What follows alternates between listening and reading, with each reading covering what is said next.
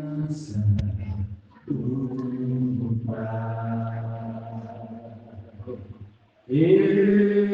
também quero me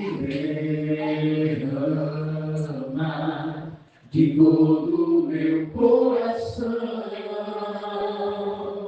nos braços do Pai. Vem, Espírito Santo, com teu poder, tocar meu ser, fluir em mim. Vem, Espírito Santo, com teu poder, tocar meu ser, fluir em mim. Hoje a igreja celebra o batismo do Senhor e fecha um ciclo, que é o ciclo do Natal.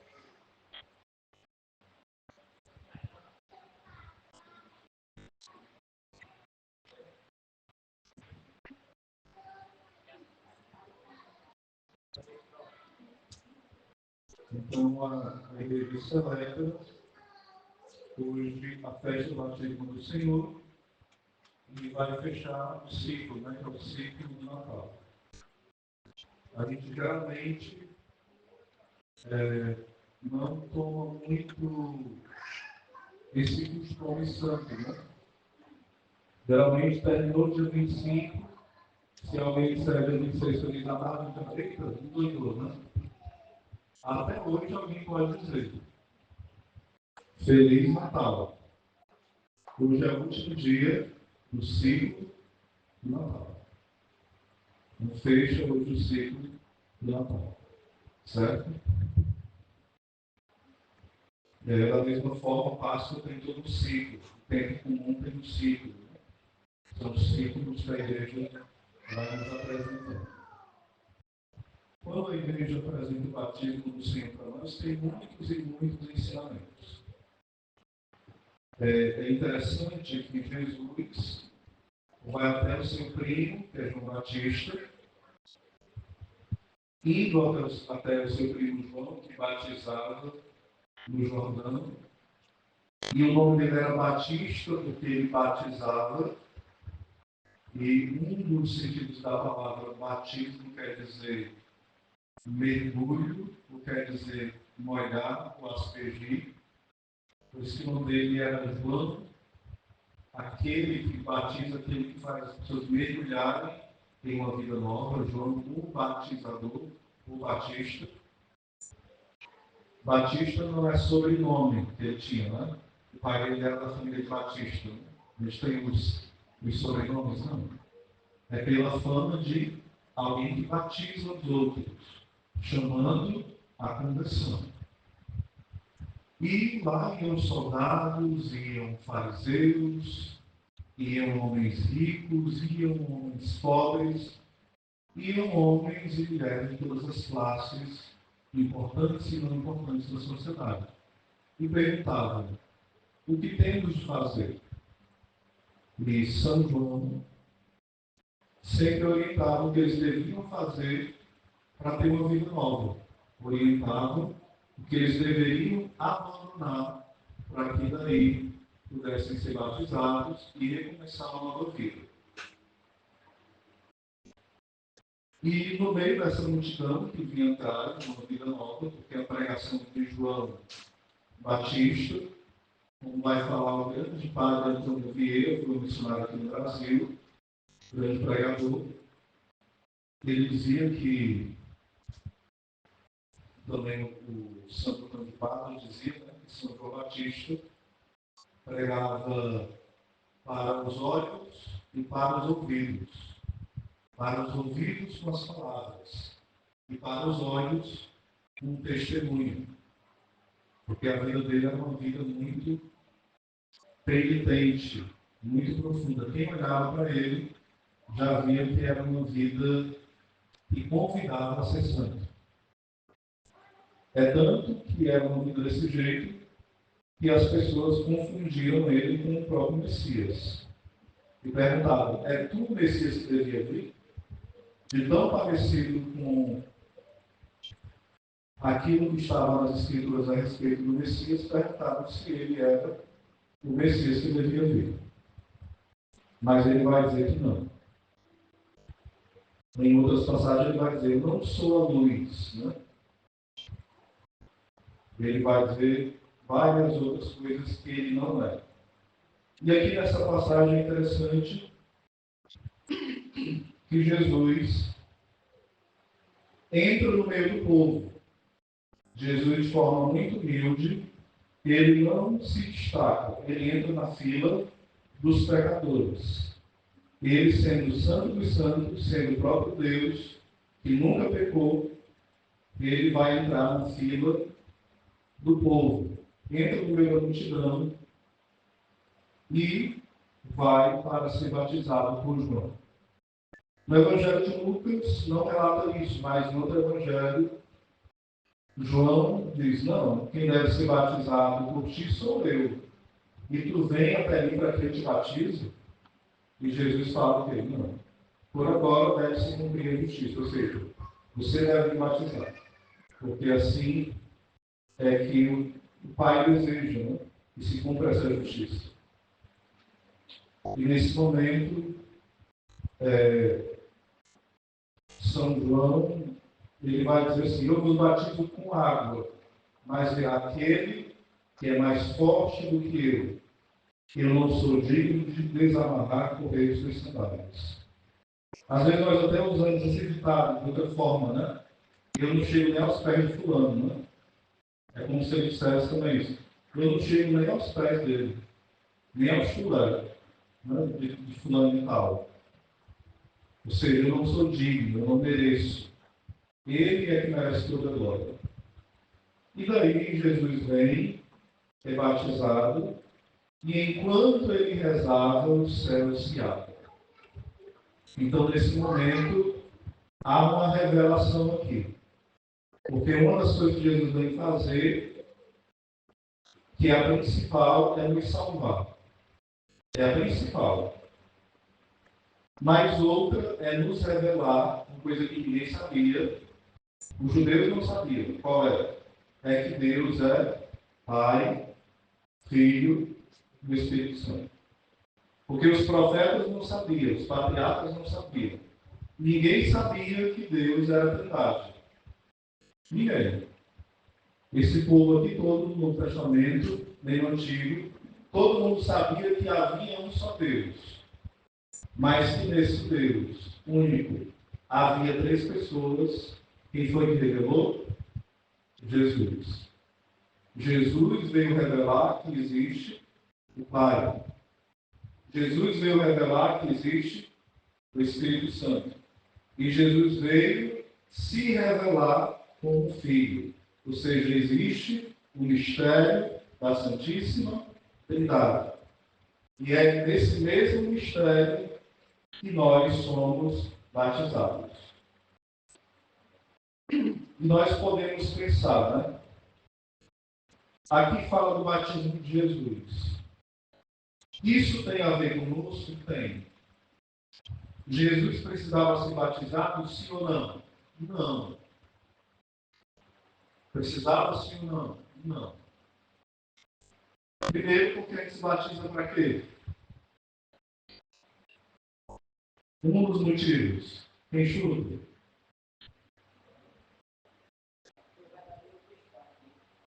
Para ser cristão. E Jesus precisava porque ele já era Cristo.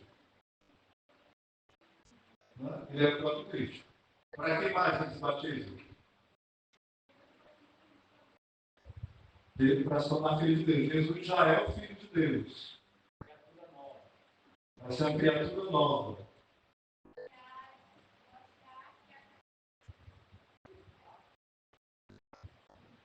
Daqui a pouquinho você volta. Vai processar aí. Vai participar do corpo místico de Cristo. Vai participar agora O povo de Deus é a igreja, não é isso? Pronto. Jesus ele é a cabeça da igreja. Então, não precisa participar da igreja, porque ele já é a cabeça da igreja. Tem mais? Pronto, mas ele já era o próprio filho, né? Então não precisava, né? Tem mais? Apagar os pecados, né? Apagar o pecado de uma vez, não tinha pecado.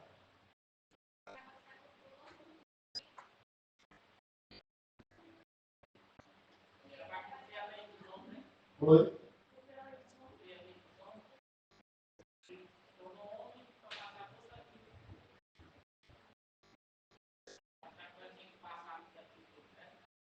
Pronto, ele se batiza para cumprir a lei. Um exemplo, não é? Mas não existe assim uma lei de batismo, né?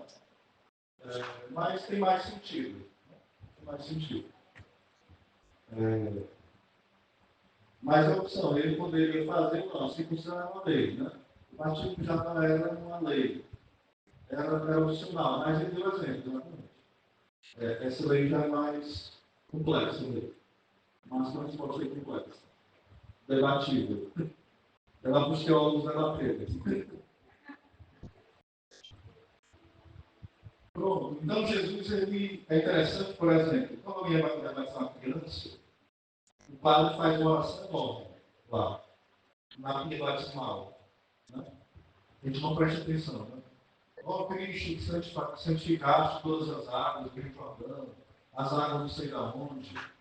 Um dos motivos também que os santos vão dizer é para santificar todas as águas. Né? As águas estavam tudo malditas, não é isso. É um sentido de bênção das águas, para dizer que também a água vai ser um instrumento para todos os batismos, entendeu? E o batismo de Jesus, que Jesus manda ir de batizar em nome do Pai, do Filho e do Espírito Santo. Quem crê e foi batizado será salvo. É o mesmo batismo de João, sim ou não? Sim ou não? Quem acha que se levanta a mão? Não, né? O próprio João já disse, eu batizo com água. E ele vai fazer o quê? Batizar com o Espírito Santo e com fogo. Por isso, quando o seu filhinho de 1 mês de idade ou de 1 ano é derramado água na cabeça dele, em nome do Pai, e do Filho e do Espírito Santo, você está vendo água. Mas o que é derramado sobre a cabeça dele é o quê? Espírito Santo e fogo. Vocês estão entendendo? Dá até vontade de fazer lava suricanta. Orar em línguas e cantar aqui. E se eu fosse protestante, eu faria também. Eu sou católico. Ou seja, a gente deve entender que nessa hora nós deixamos de ser criaturas e nos tornamos o quê? Filhos de Deus. Herdeiros de quê? De tudo aquilo que Deus tem para nos dar. E o que é que Deus tem para nos dar? Diga comigo. A felicidade eterna. Que é o que? Diga comigo. Ele mesmo. Porque a nossa felicidade é um dia ver Deus face a face. O batismo é para que você e eu possamos um dia contemplar Deus face a face. Quem quer ver a Deus face a face? Levanta a mão bem alto. As duas bem alto. Diga, eu quero. Eu quero ver o Senhor. Apocalipse fala assim, ó. O Senhor teu Deus enxugará todas as lágrimas. Ou seja, todo o sofrimento desse mundo, toda dor, toda perseguição, toda depressão, ansiedade, calúnia, tentação, tudo isso vale a pena por quê? Porque um dia nós veremos a Deus. Se a gente não fosse ver a Deus, não vale a pena não. Mas porque nós vamos ver a Deus, vale a pena. Vale a pena vir quando tiver uma pessoa na igreja, vale a pena vir quando tiver 1000 pessoas, vale a pena vir quando tiver calor, quando tiver frio, vale a pena vir quando o padre for um chato, vale a pena vir quando o padre for um santo, Vale a pena vir quando o coordenador for show de bola. Vale a pena vir quando o coordenador for um cãozinho em forma de gente. Vale a pena vir porque você vem, porque você quer agradar a Deus. Vale a pena rezar quando você estiver com fome e sede de Deus. Mas vale a pena rezar quando você está podre de preguiça, que nem um urubu quer rezar você. Vale a pena a gente buscar a Deus. Quando a gente está alegre, sim. Mas a gente está zangado, que nem o campo é perto da gente. Vale a pena. Porque a gente está fazendo isso para um dia contemplar a Deus. A gente vive aqui quanto tempo, no máximo? 100 anos, 120. E no céu? Eternamente. E se for no inferno? Eternamente. Então vale a pena sofrer um pouquinho para o céu, vale não? Vale ou não vale? Diga para o seu irmão, vale a pena. Vale a pena. Te anima. Luta. Diga se esse mundo é um vale de lágrimas. Mas a lágrima vai acabar. É o que o Salmo diz, o choro pode durar uma noite, mas a alegria vem o amanhecer. E o amanhecer é onde? Na eternidade. É na eternidade. E é isso que nós buscamos, meus irmãos. Por isso a gente precisa pedir a graça de não virar os olhos no defeito daqueles que querem isolar de Deus. Às vezes aquele irmão que é insuportável é aquele irmão que Deus permitiu para que ele seja um degrau para você ir para o céu. Aquela pessoa mais difícil, esse pessoazinha que não, depois dessa vez para ter nascido, não era. Porque sem ela você não cresceria na paciência. Sem ela você não era mais humilde. Sem ela você não era mais bondoso. Aquelas pessoas que são piores na sua vida, é as que te ajudam a ser mais santo. Não é uma coisa estranha, é uma. As pessoas piores ao nosso redor são as que nos ajudam a serem mais. Uma coisa que mexe muito comigo, sabe o que é? É, por exemplo, quando Pedro corta a orelha do soldado, Malco. E o que Jesus faz? Só repreende.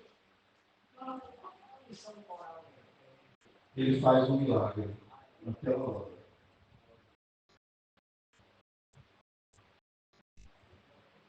E ele coloca a orelha de volta. Ele faz um milagre naquela hora. Colocar a orelha de volta não é um milagre, não. Se uma herege ele fala, não estou com milagre, não. Só não vou deixar nada.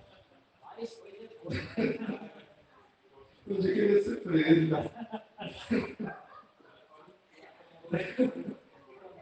Gente, aqui é claro para fazer essas coisas, não estou brincando. Eu fiz até o filho nomeado. Mas vamos lá, né? Malco. Sabe por que Pedro cortou a orelha? Porque era colérico, sim, era zangado. Se os caciques tinham feito muito problema contra Deus, né? Porque o sacerdote, por exemplo, quando se corta a orelha, por exemplo, o Malco, ele era de uma família importante, não vai estudar sobre isso. E ele ia ser, depois, tinha ter um cargo importante entre os sacerdotes ali do templo. Mas se ele tivesse uma orelha cortada, ele não poderia depois exercer aquela função. Então Pedro faz o quê?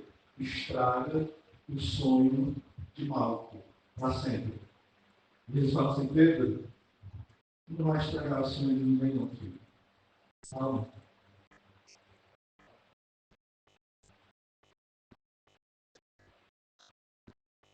Jesus amou o seu inimigo naquela hora. Jesus podia ter feito, que nem tinha visto aquilo, não. Mas Pedro conhecia a cultura dele, sabia que esse bichinho aí vai levar o mestre, tá bom. mas vou deixar a marca. Isso aqui vai destruir sua vida.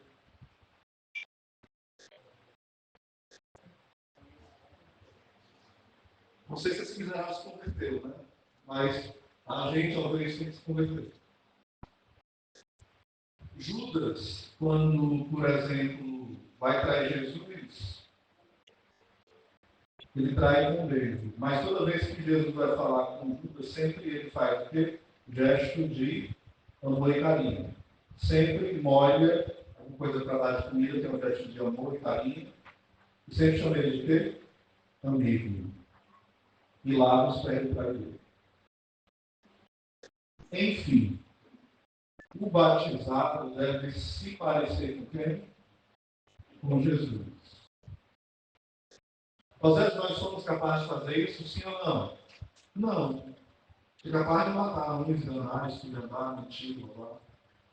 Mas é a graça de Deus em nós. O batismo é para nos dar a graça de morar no céu. Porque sem a graça nós somos o quê? Assim, desgraçados. Diga assim para o seu irmão, sem a graça, você não é capaz de fazer nada. De bom. De ruim é bastante. Como fala em João 15, sem mim nada podeis fazer. Nada. Então que hoje o Senhor renova em nós o desejo de viver como verdadeiros batizados. Nós temos a graça. Nós só precisamos do quê? Deixar que ela brote em nós e se manifeste. Os santos fizeram uma coisa que fala assim, meu Deus, como é que esse santo aguentou isso aí? Porque ele deixou o batismo dele fluir e a graça crescer. Diga ao seu irmão, deixa a graça crescer. Não atrapalhe não.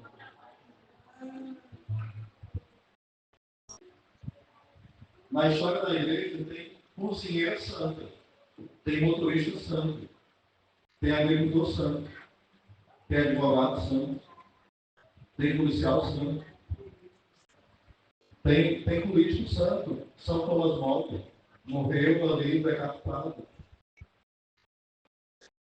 É difícil,